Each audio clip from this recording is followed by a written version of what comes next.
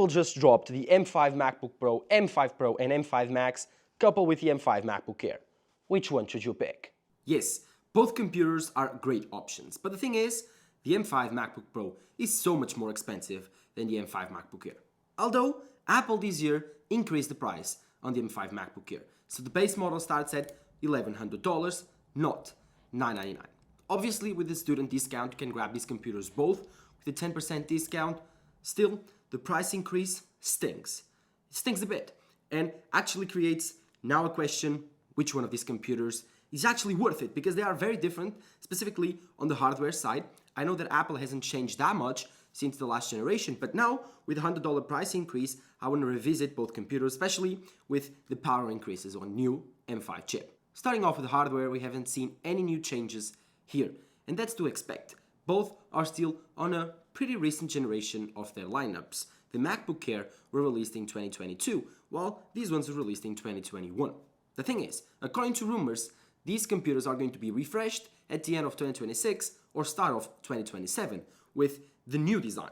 I don't know about the chip, but with the new design. Maybe Apple is planning to launch the M6 again, but they have launched the M5 Pro and M5 Max coupled with the M5 chip on this still old generation of the MacBook Pros. And no, I'm not seeing Apple launching a new generation right off at the end of the year, but according to rumors, they will in 2026. I would expect more of a March of 2027, so 1 year from now. If you need a computer, don't hold off because of these leaks. Always take them with a grain of salt. But yes, this generation is on its way out. This perfectly amazing, the best generation of the MacBook Pros ever, it's getting replaced. Maybe this year, probably next year. While the MacBook Air, I don't think so. I think this design is going to stay at least for more 2-3 years. We have seen now the new language of design from Apple on the MacBook Neo, and it looks pretty interesting. I think this is the future of the MacBooks. No notch and a very interesting design that looks more minimalistic and even better. I think it's very familiar still to the MacBook Air's design, and I think that this design is still going to stay for a while. So both machines in terms of hardware, in my opinion, are still very up to date. And so deciding between these two is not of a case, oh, I need a newer machine. No, it's a case of what do you need.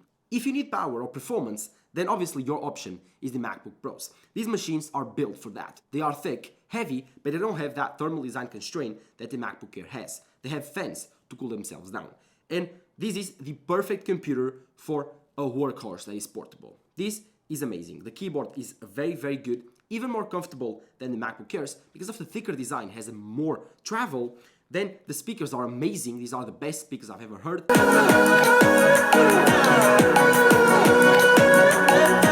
In terms of loudness and quality of sound, and obviously the microphone quality is also amazing. The display quality, 120 Hz, P3, mini LED display, awesome, incredible. We also have a huge trackpad. We also have tons of I/O, the SD card slot. We also have the HDMI port, 3 USB-C ports, all the things that you need to create content or even to develop. These are your pro machines. These are focused for work.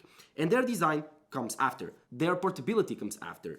Their affordability comes after. Everything is compromised for performance. And whenever you create a product, you need to actually move the sliders up. And Apple moved the slider of performance up and it compromised on the rest. This is a bulkier computer. This is a heavy computer. This is a thick computer. So if you don't like those machines, then you move up for the MacBook Air. And the MacBook Air does not disappoint. This is an incredible machine in terms of feeling in the hand, lightness, thinness, portability. This is the laptop, the true laptop from Apple. This is incredible. This is more of a portable desktop. Even the 14-inch is big and bulky compared to this MacBook Air, although it's way more portable. So if you want to compromise between these two machines, I would take a look of the 14-inch MacBook Pro. And if you really want performance, but you also love portability, that's your answer. If you want the best performance possible, but on a portable design, the 14-inch MacBook Pro is the best option. I don't have it right here. I've never used actually a 14-inch MacBook Pro. I do have a MacBook Air and I do have a MacBook Pro 16-inch, but not a 14-inch. Although it kind of seduces me for you to buy, but still, I don't need to. I love this 16-inch mini LED display. And if you love to design video, photos, you will love a big canvas. And wasting money on external displays whenever you have this amazing 16-inch machine that costs, yes, an extra $400 or so, totally worth it. Trust me. But going back for the MacBook Air, this is also an amazing design with an amazing keyboard. It's so comfortable. The Magic Keyboard here is incredible for the thinness of this device. This is the thinnest MacBook ever made, the thinnest laptop Apple has ever made. Okay, removing off the 12-inch MacBook, but still super thin, super lightweight, super easy to maneuver, and still have a super comfortable keyboard. The same experience of typing, I would say 95% the same as the thickest 16-inch MacBook Pro, which is super impressive. You also have a very, very comfortable and very, very reliable trackpad. This is an haptic trackpad, just like the 16-inch MacBook Pro and the 14-inch MacBook Pro, and so it's super easy to use. The gestures are incredible. The display is a 13-inch P3 color gamut LCD display. No, you don't have 120 Hz like the MacBook Pros, and no, you don't have mini LED or OLED technologies just like the iPad Pro and the MacBook Pros. So you are stuck with an LCD display. That is awesome, beautiful, and way more than you actually need in terms of color accuracy, brightness, everything. I mean, just look at how bright this machine is, even under studio lighting. Kind of insane. My MacBook Pro is at maximum brightness, and you can see they are really comparable between each other. This is also a super easy computer to carry around because of its thinness and because of its weight, and so it enables you to take it everywhere, whenever you want, and work there. And that's also a very powerful thing. This has an M5 chip, and the M5 chip is no joke. It's a super powerful chip. I think it's better in terms of AI tasks. It has faster RAM, and I would say that performance jumps off 20% over the M4. And that's a really cool thing, but the thing that matters the most about the M5 chip that fits the MacBook Air is the battery life. And so if you want the best battery life on a machine, you either go for this M5 MacBook Air, or you either go for the bulky, big, thick M5 Pro, MacBook Pro 16-inch. If you opt up for the M5 Max, you will get more performance and so a little bit less battery life. But trust me guys, both of these machines, easy, the best battery life computers you will buy in your life.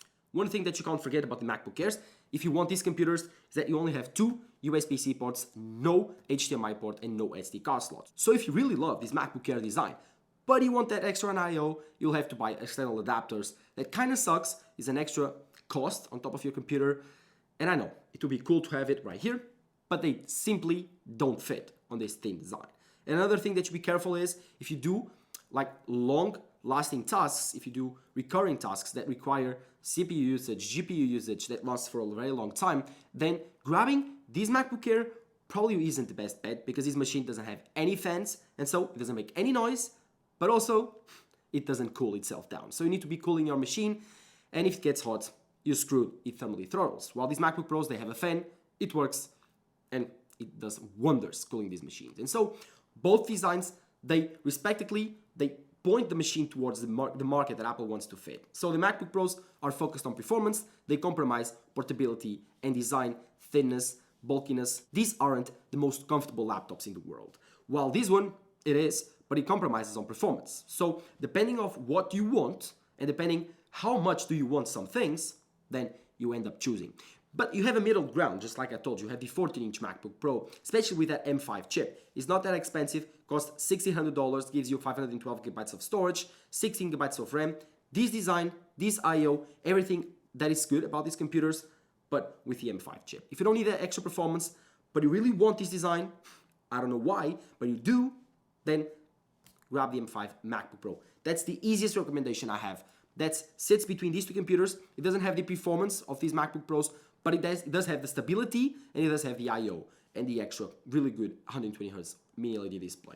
That's the only advantage, because you also compromise on having this amazing design. This design is so cool, guys. This is my favorite design computer in the world. It's so comfortable. All right, with that out of the way, with the hardware out of the way, now we have to discuss the new M5 chips that Apple launched on these machines. First, with the M5 chip. The M5 chip was an upgrade that I've seen for a while now. We have seen that on the iPad Pros, but I was always like, what's the real performance of this M5 chip? And then Apple launched it on the MacBook Air, which is the most important launch of the M5 chip. The M5 chip is built for the MacBook Air and for the iPad Pro, not for this carcass, not for this hardware itself. And so that's why I say that that $1,600 MacBook Pro, it's interesting for some, but it's a middle ground that I don't recommend that often. While the MacBook Airs, I do. They have both options, the 13-inch and the 15-inch, and the M5 chip performs well, probably the same in both. So that's more of a size choice, while with the M5 Pro and M5 Max, it isn't. the M5 Pro and M5 Max are faster on these machines. The 16-inch simply because of the less thermal constrained body, it cools itself down better, and so in longer tasks, I wouldn't say like a 5-minute task, but in like 2-hour, 3-hour tasks that you are rendering something up, these ones will be faster and will last longer.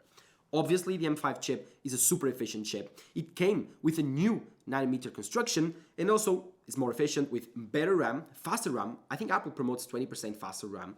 But the thing that improves the most is the AI cores and how fast those cores are, and also actually introduces the new Apple N1 chip, first found on the iPhone 16e, and the iPhone Air, I think now is found on this MacBook Air. So you have faster Wi-Fi speeds and faster connection in general. This is a very slight bump for the MacBook Air. The M5 chip is not revolutionary, just brings some new standards up for the MacBook Air and gives it a new life. I wouldn't buy that, I wouldn't upgrade that, I wouldn't do anything for that, for the M5 chip. If you are currently looking for the MacBook Air, before with the M4, now with the M5, it's pretty much the same thing. No real performance gains looking at it, not even battery life. So if you were looking for the M4 MacBook Air, you can buy the M5 and probably get even the M4 on a discount, and you won't notice that big a difference. And that's the new M5 MacBook Airs. Moving on, for the new M5 Pro and M5 Max MacBook Pros, these machines claim better, faster performance, up to 20 to 30% gains in terms of performance, faster RAM, and new construction in terms of 3 nanometers, new fusion layer that Apple likes to call it, whatever. Don't like to enter those specifics, simply want to say 20 to 30% gains on these machines are huge, and you can expect these machines to be super, super fast and super, super reliable for your work. So the biggest thing here, MacBook Air versus MacBook Pro, it is not, oh, I want to spend $1,200, $1,100 on these machines, and I don't want to spend $2,600 on these ones. No, the question is, what are you doing with these computers? If you are planning to use it for light work, web browsing, some AI tasks, your normal everyday Joe work, MacBook Air, for sure. You won't compromise on performance because you don't need it, and you won't compromise on the chassis, portability, lightness of the computer. If, by any means, you are watching this video and you are thinking, does the MacBook Air have enough performance for my tasks? Consider the M5 Pro and M5 Max MacBook Pros. And now you enter a different scale because these machines are so powerful. The M5 Pro is probably overkill for most people, and the M5 Max is definitely overkill for most people. But the thing is, which one should you pick? M5 Pro, M5 Max? Well, if your life depends on how fast you do your work, M5 Max is your option. If you want a very powerful machine, but you are actually indifferent of finishing a task 1 minute short, then buy the M5 Pro. The differences are only on the GPU side. So if you want a really fast GPU, if you want really fast 3D rendering, video editing, anything that actually requires your graphics card, the M5 Max is your option. Especially now using AI tasks to render stuff. If you do that locally, be sure to get lots of RAM and lots of power. So I recommend the faster 128GB of RAM M5 Max chip. It's crazy to think about that. How much RAM can we put on our laptops? They are kind of expensive though. If your budget is below $1,600, $1,500, you don't have that options on the MacBook lineup between these two computers. You do have the base model M5 MacBook Air with $1,100, I think that's the base model price, 512GB of storage, 16GB of RAM. While the 15-inch option costs now $1,300. So there's $200 of difference between these computers. Starts off 512GB of storage, same 16GB of RAM. Moving up for the $1,600 M5 MacBook Pro with this design, this hardware, starts at 512GB of storage, 16GB of RAM.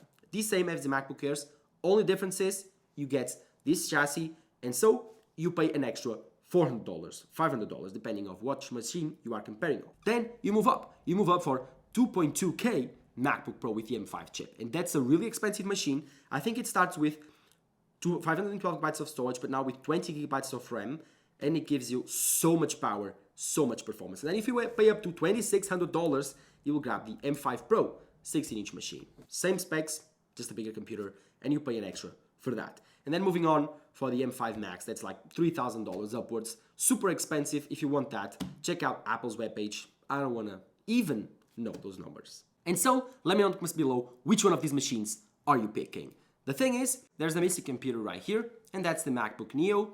I'm receiving one this Monday, and so if you want to see that, don't forget to subscribe to my channel, that computer promises to disrupt the MacBook lineup and the computer market in general, costing $600, aluminum MacBook with macOS, Touch ID, Magic Keyboard, trackpad, everything that you want from a MacBook on a $600 package.